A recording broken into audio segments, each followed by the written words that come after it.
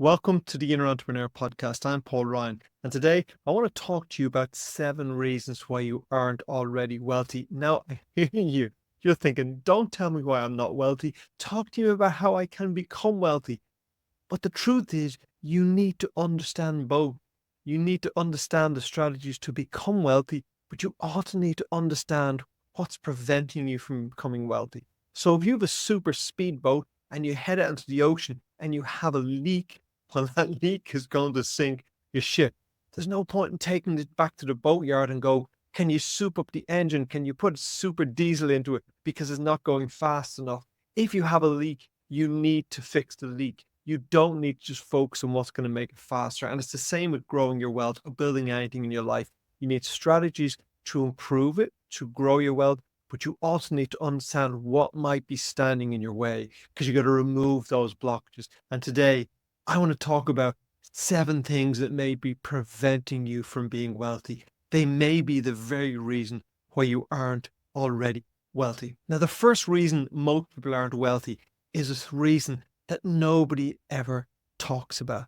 Now, I hear so many people writing and podcasting on money because obviously wealth is something that's so important to most of us, but I never hear people speaking about this. A very interesting statistic is that 50% all Americans call themselves broke. 82% say they don't have enough money, and 92% of Americans say they don't have enough for at least one item of essential expenditure. That's a lot of people. 92% of people say they don't have the money they need. And the question is, why is that? Well, I will put it to you that one of the main reasons people don't have enough wealth is that wealth is not high on their personal values. You go, oh, slow down, slow down. What do you mean it's not high in your values? Because you're listening to this, if you're in that 92%, you're thinking, well, I value money. I want to be wealthy. Why don't I have money? I said wealth needs to be high in your values. Most people value nice things. They don't necessarily value wealth. And there is a very big difference. So let me give you a simple personal example. 3 or 4 weeks ago, I had to make a visit back to the garage where I bought my car just to get an item replaced. And as I leave the car with them for about 10 minutes, myself and my wife are rambling around the showroom. And there's a brand new, beautiful Range Rover sitting there. It is a beautiful machine with a price tag on it of 150,000 euro. It's a beautiful car and I'm admiring it. And my wife asked me, if you like it so much, why don't you buy one? And I said to her, are you crazy? I don't buy one because it's 150,000 euro. Now, as she said that, my own car pulled up in front of the garage because they were finished with it. I looked outside and I pointed to my car. I said, look at my car. It's almost identical. The difference is this is a new model and mine is 4 years old. Absolutely, the new one is a little bit more stylish and has some gadgets. So my 4-year-old car is absolutely a beautiful car. Now, because I like luxury cars, I refuse to buy them unless I'm willing to pay cash. I will not borrow money to buy a car because it's a depreciating asset. But standing in that showroom, my values were being challenged or at least presented to me. So my wife said to me, why don't you buy the car? You can afford to buy it if you want to, but to buy what I consider to be an expensive car would require me to remove a substantial amount of cash out of either my savings or my investments. Now, when I have money in investments, I consider them an asset because those assets on average are growing about 10% a year. And that's a lot of passive income. So when I have money in my investments, I see that money as an asset that's generating income for me. If I remove that and put it into a car, I put it into a depreciating asset that I know in 4 years' time will be worth half what I paid for it. In 4 years' time, what will my investment be worth? It will have grown considerably. So what's being revealed are my values. Do I value the nice thing, the shiny car, or do I value my wealth? Do I value my financial independence? Would I rather have my money sitting in my investment account or sitting in a beautiful vehicle? And I laughed at my wife's suggestion because I would rather have my cash sitting in my investment account because I know it's a much better use of my money. So that's where the difference is between valuing wealth and between valuing nice things. I have wealth because I would prefer to have my money in a wealth generating asset than I would in a nice car. And one of the reasons so many people aren't wealthy is because they spend their money on nice things instead of on investments that will make them wealthy. But that all comes down to what you value most. I was listening to a podcast recently where Scott Galloway was interviewed, and he always talks about wealth and all the wealthy people he knows. And he said something very interesting. He said almost every wealthy person he's ever met is obsessed with money. Now, when he says obsessed with money, what he means is they think about money all of the time. They talk about money all of the time. They're looking for new investments. They want to educate themselves financially. They know how they're fixed financially. They have a financial plan. They have a budget. They're always concerned about maximizing their wealth. And we all have our obsessions. And you can call them obsessions, you call them values. Maybe you love sport. And maybe you always know what sport is on. You know every player on the team. You know their names. You know their history. You know their performance. And you know all the teams in the league. That was because sport is a high value for you. Or maybe it's music. Maybe you know all the bands. Maybe you spend your money on going to concerts all the time. You see, what's important is what's high in our values. It's what we're drawn to instinctively. I know almost nothing about sport. When sport comes up in a conversation, I know zero. I was at a party a couple of years ago where a very famous football player was sitting about 10 feet from me. And someone said to me, "Do you know who that is?" I said, "I have no idea." And they said, "That's Peter Crouch." I go, "Okay, who's Peter Crouch? Is he in business? Should I know him?" They said, "He's a very famous football player." As I'm recording this podcast, I can't even remember what team he plays for. That's how important sports is to me. But I was sitting beside a very famous football player and I had no idea who he was because football and sports are very low on my values. But also a couple of months ago, I was rambling down Kensington in London and I went into 3 bookshops. And in each bookshop, I asked them if they had a copy of Charlie Munger's book, Per Charlie's Almanac. I was shocked. In every store I went into, they didn't have it and they had no idea who Charlie Munger was. Now, to someone like me who is very financially focused and a keen investor, saying you don't know who Charlie Munger is crazy. I was shocked. But really, that's just revealing my values. You put me beside a famous football player, I have no idea who he is. But you mentioned Charlie Munger, and I know so much about him. So your life reveals your values to you. And all of us have a top set of values, a top 4 or 5 values. If you look back through my podcasts, I've done detailed podcasts on values in the past. But if accumulating wealth is not within your top 4 values, then you're very unlikely to accumulate wealth. And that's just a sad fact. Just like I'm very unlikely ever to become a good football player. Why? Because sport is just not my top values. If you want to become good at anything, if you want to acquire anything, it has to be naturally within your highest values. And for most people, I'm going to say over 90% of the population, wealth is just not high in their values. Having nice things is high in their values, but accumulating wealth is just not high enough in their values. And when I say high enough in their values, I mean it's not one of their obsessions. It's not something they study, research, learn, and think about.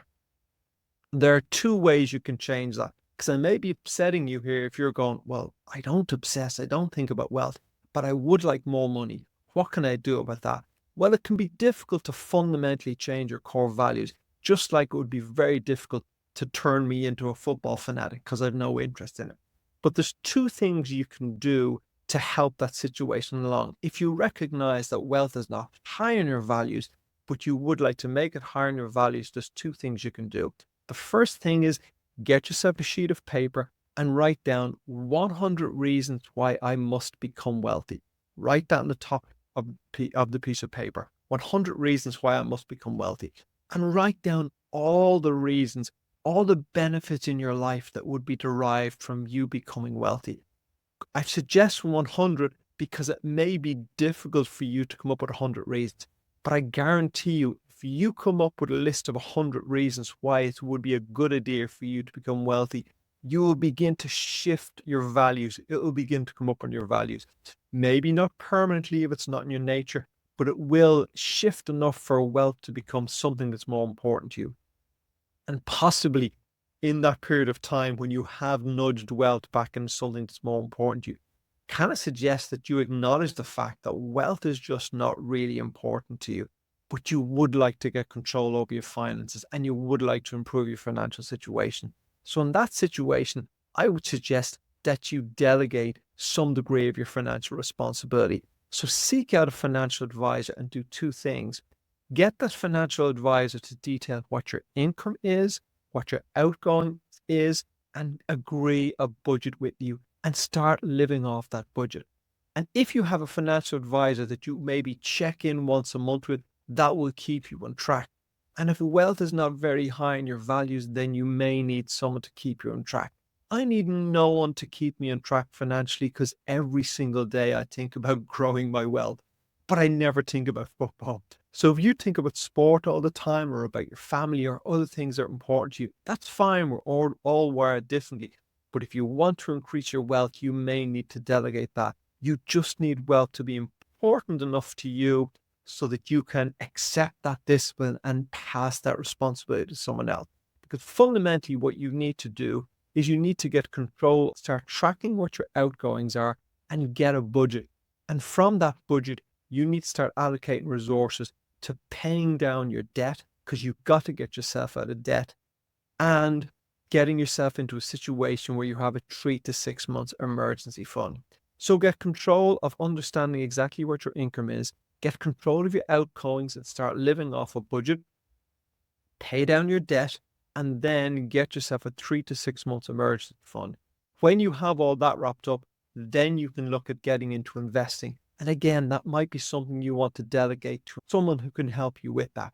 But certainly, the number one reason why most people just aren't wealthy is, unfortunately, accumulating wealth is just not important enough. The second reason so many people aren't wealthy is because of their personal stories. Because you've grown up in an environment where your parents maybe were poor or were very bad with money, and you've inherited some of their personal stories. And of course, their personal stories become your personal stories.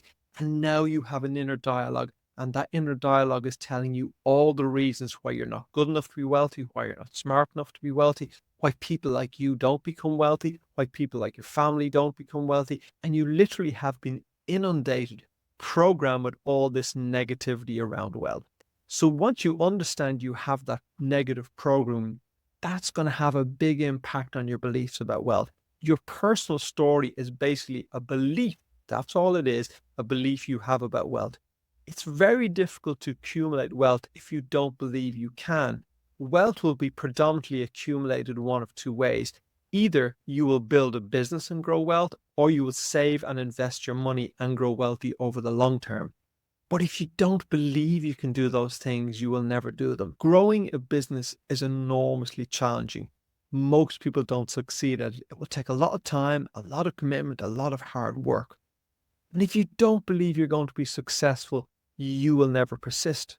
Likewise, if you take the long-term approach to growing your wealth via investments, if you don't believe you're going to be successful, you will never persist. So you have to fundamentally change your beliefs. So if you realize you've been programmed with some negative beliefs about money and you need to reprogram yourself. So how do you reprogram yourself? Well, you reprogram yourself in the exact same way you were programmed in the first place. You were programmed with negative beliefs about money by surrounding yourself in an environment with people who had negative beliefs about money, and you were inundated with that information. You acknowledge that, you become aware of it, you recognize it when it appears, and you start to inundate yourself, to surround yourself with positive information about money. You begin to educate yourself. That's very easy to do these days. There are books, there are podcasts, go to YouTube, there are courses. What you will need to do consistently is be immersing yourself in an environment where you're hearing positive information about wealth, where you're being educated about wealth, where people are challenging your negative beliefs and where you are receiving positivity about wealth. So you want to immerse yourself in that for a long time. Just think how long you were in that negative environment. Find a new environment. Find an environment where every day you're being inundated with positive information about wealth and immerse yourself in that environment. The third reason why people aren't wealthy is because they haven't defined what wealth is. Most people talk about wealth and what are they thinking of? They're thinking of Jeff Bezos, who has a super yacht. They're thinking of the latest influencer on Instagram who's showing their Lamborghini and their private jet that they've just rented for the photo shoot, but they're presenting it to you like they're this phenomenally wealthy individual. The truth is, most of them aren't. So don't be looking outside for a definition of wealth. Don't be looking to your neighbor. Don't be looking to your family. Decide what wealth means to you. It's very difficult to achieve someone else's version of wealth. And if you're aiming to achieve someone else's version of wealth, you will spend your life chasing a dream that you will never achieve. So it's time to sit down and ask, what does wealth mean to me? What really matters to me? What do I need in my life? You may find that you are already wealthy, that you already have most of the things in your life that you want. Maybe you live in a nice home. Maybe it's not the mansion that you're seeing on Instagram, but it's a nice home. Maybe you drive a nice car. It's not the Lamborghini, but it's a nice car. You're living with people you love, a spouse, partner, children, family, and you're living a nice life. If you're living the life you want to live, then start looking at that and appreciating that and thinking, what's the life I actually want to live? It may be very different to the life other people want to live. So don't be thinking about what other people call wealth. Think, what's the rich life for me? What does my rich life look like? And your rich life may be life where you don't have the responsibility of the entrepreneur or the celebrity, where you live a simpler life, but you live in a nice home and you have nice friends and you get to play golf on Saturday or spend time with your family. So define what wealth is for you. Be very specific about what your version of wealth is, because when you define what wealth is for you, now you have something achievable and you have something that its pursuit will be high in your values because you're pursuing what's important to you. When you're pursuing other people's values, when you're pursuing something that's important to someone else, you will never achieve it. So start by defining what wealth means to you and make that your definition of wealth, your definition of success, not somebody else's. And the fourth reason most people don't become wealthy is they don't have a plan to accumulate wealth. Now that comes nicely on from defining what wealth is for you, because how can you have a plan if you don't know what your personal definition of wealth is? So define your personal definition of wealth. And once you have a clear definition of what that means to you, now you need to think, how can I achieve that? How long will it take me? Will it take me 5 years? Will it take me 20 years? What matters is that you know what you want to achieve and you set out a plan. So start by defining what wealth is for you and then sit down and create a plan for how you will get there. And if you're not highly financially educated, go and speak to a financial advisor. Explain to him that this is what you want to create in your life. These are your resources, and get advice on how you can get there. And walk away from that meeting with a clear plan. So now you know very clearly, this is what wealth means to me. It's what I want. And this is my plan. Very difficult to hit a target if you don't know what the target is. But once you know what the target is, it becomes much easier to hit, and you keep trying and trying and you will eventually get there. So be clear on what you want and get a very specific plan about how you are going to get there. The fifth reason why people don't become wealthy is because they just don't have patience. Most people think they can get rich quick. Almost nobody does. I know people who have gotten rich, dare I say, suddenly. And what I mean by that is people who have worked hard for a very, very long time, and then finally something cracks and they move into a much higher level of wealth. But most people are trying to get there quick. I've tried to get there quick. I'm going to put my hands up at that. I've tried several methods of getting there quick. Do you know what I found is the get rich quick schemes or my get rich slow schemes?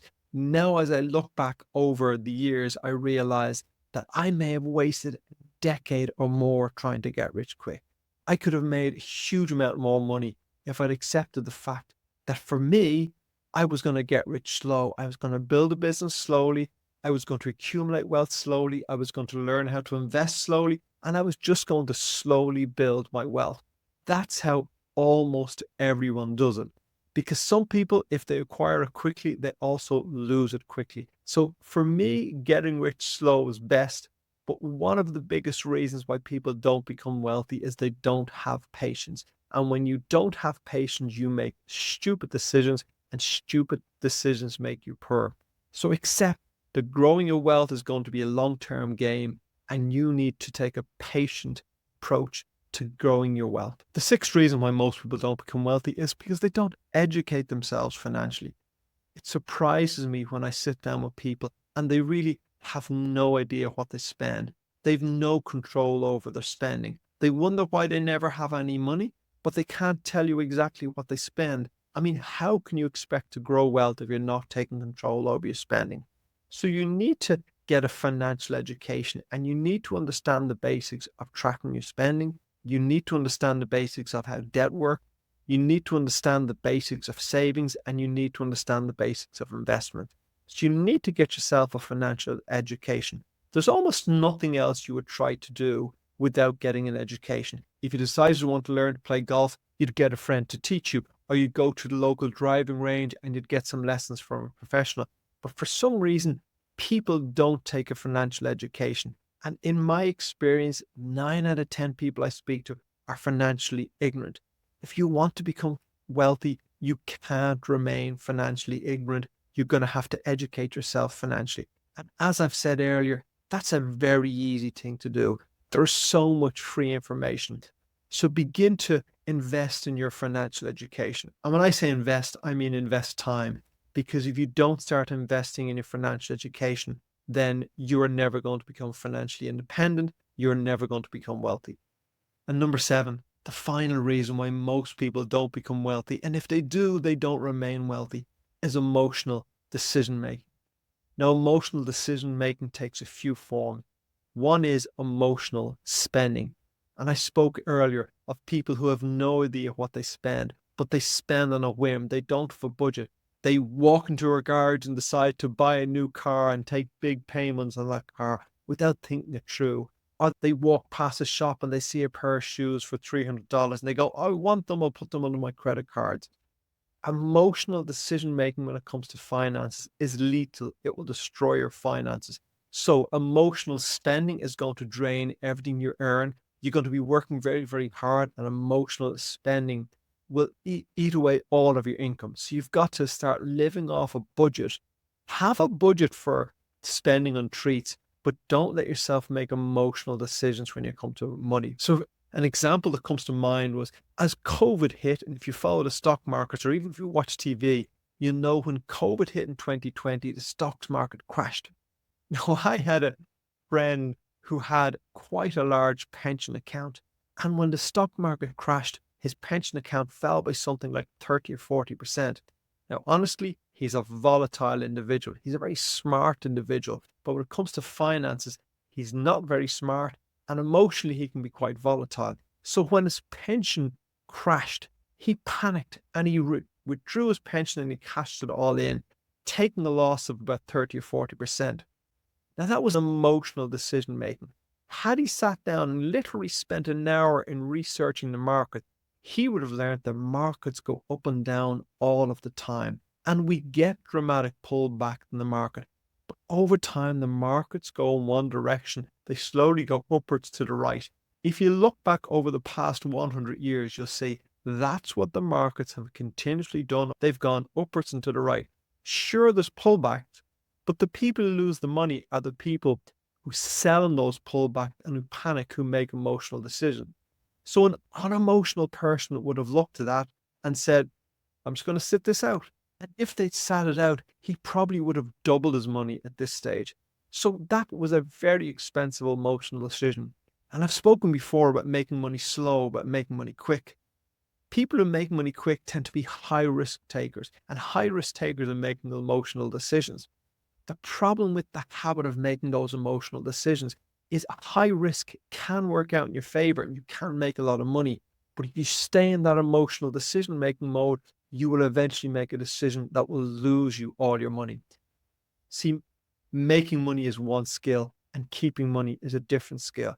And again, people grow wealth in their business. If you're making emotional decisions with your business, it is almost impossible to maintain long-term wealth. So if you want to become wealthy, you need to realize that business and investing and taking control of your finances is an intellectual sport. It requires you to think. It does not require you to make emotional decisions. So if you want to become and remain wealthy, stop making emotional decisions. So there are the 7 reasons why you aren't already wealthy and why most people aren't already. I'm sure you recognize yourself in many, if not all of those things, and they are the leak in your ship. So you're trying really hard to grow a business or to become wealthy, but these are the leak in your ship and these are what are bringing you down.